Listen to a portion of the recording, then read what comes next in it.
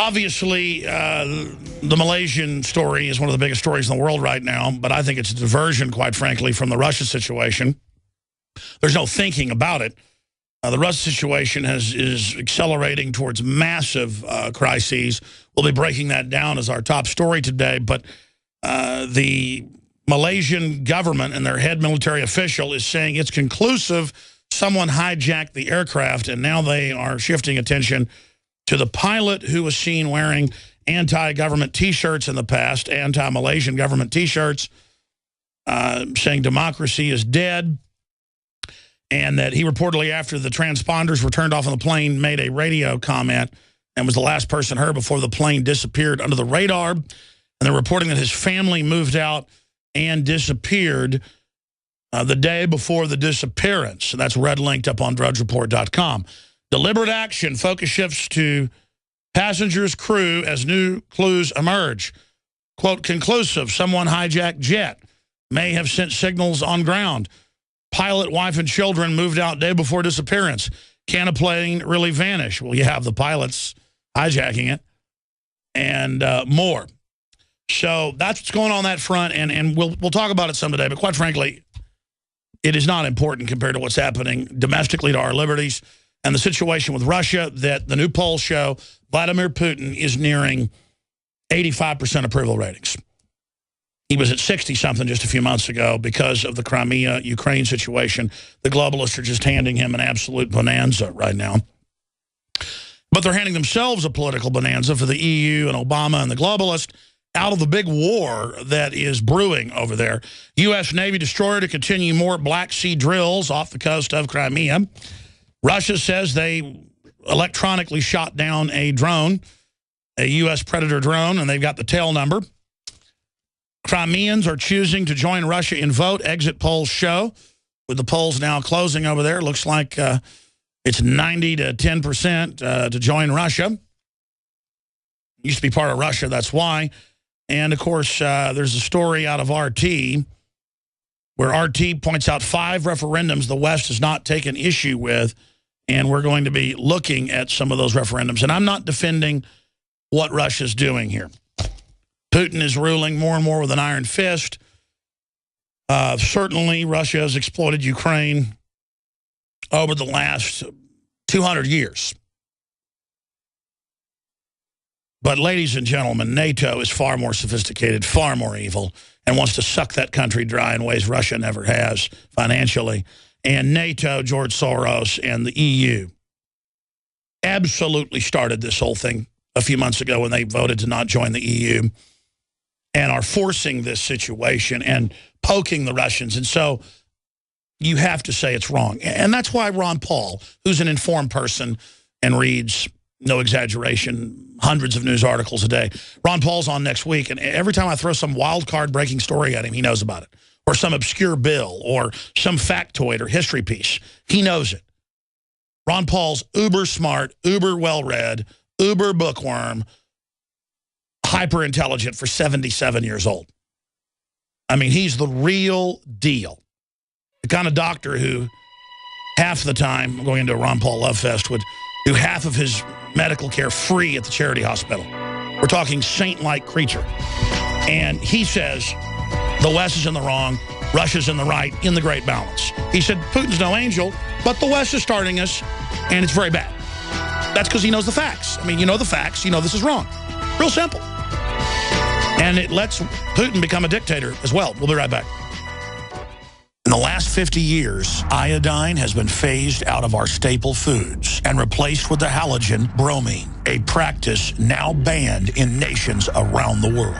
Guess what else is in the halogen family? Fluoride. Ladies and gentlemen, Alex Jones here. In 1924, the federal government did the right thing and encouraged salt producers to add iodine. It's the good halogen on the periodic table, and the results are on record. Reports documented a 15-point IQ increase in areas that had previously been deficient in iodine. Bottom line, iodine is important. Unbound, clean, in a glycerin base. Nascent iodine was the answer for myself and my family. You will find Survival Shield Nascent Iodine exclusively at InfoWarsLife.com. InfoWars Life Survival Shield Nascent Iodine isn't just for emergencies. I take it every day. That's InfoWarsLife.com or call toll-free 888-253-3139.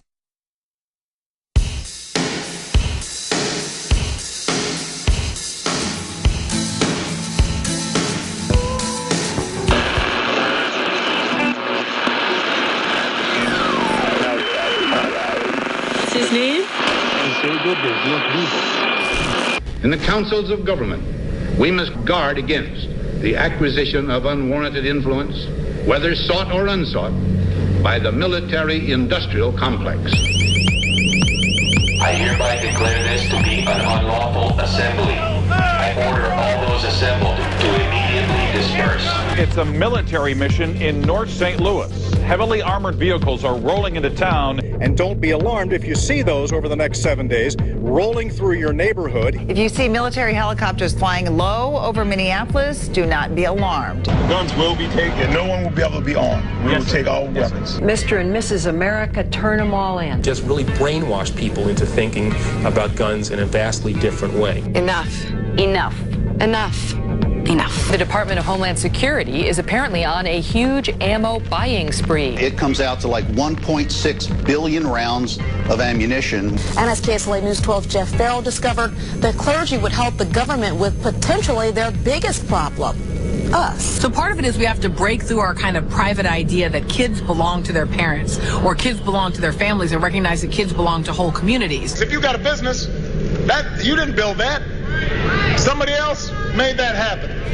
Mercury-containing vaccines may help, not harm kids, according to 2 new studies in the journal Pediatrics. Black Hawk choppers soaring through the night sky, but this is only a drill. Heavily armed officers in Watertown search for the suspect, house to house.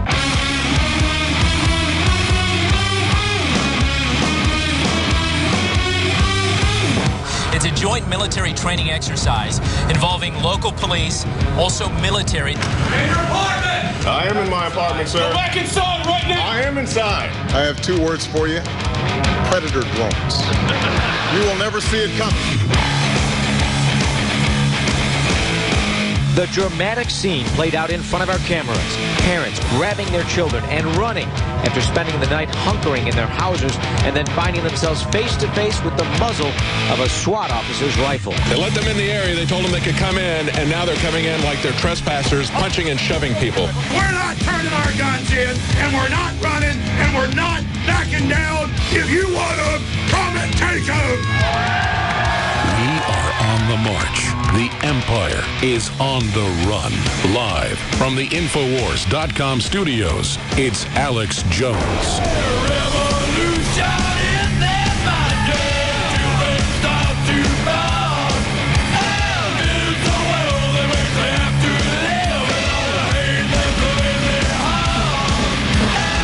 The potential for the disastrous rise of misplaced power exists and will persist. This is the heart of 1776. We are, ladies and gentlemen, broadcasting worldwide on this Sunday edition, the 16th day of March 2014. We're going to be here for the next 2 hours. And you just heard that intro there, just a few examples of how our country is being converted into an authoritarian state so that special interest can basically subdivide our economy, shut down the free market, and bring in a form of crony capitalism that suppresses any form of true independence or free markets. We're going to talk about the missing Malaysian airliner, and they're now saying they think it may be the pilots, and there's evidence to that effect where the family moved out the day before and disappeared, and they're saying he was an anti-government person who didn't like the Malaysian government. The government's now saying they believe it's a deliberate action, focus ships to passengers, crew, as new clues emerge. The head of the Malaysian military is saying that it's conclusive. Someone hijacked the jet, may have sent signal on the ground. Pilot's wife and children moved out day before disappearance. And that's what I said day one. Looks like a hijacking, but with governments involved, you never know who really hijacked it, but that mystery continues to deepen. Now, here is the real top stories coming up today that, for me, I think are most important and really matter. And that is the situation in the Ukraine that we're going to be breaking down in detail first, and then even bigger news when it comes to free speech and the architecture of the global system. U.S. to relinquish remaining control over the internet to the United Nations and private interest. And this is out of the Washington Post and is an extremely revealing story.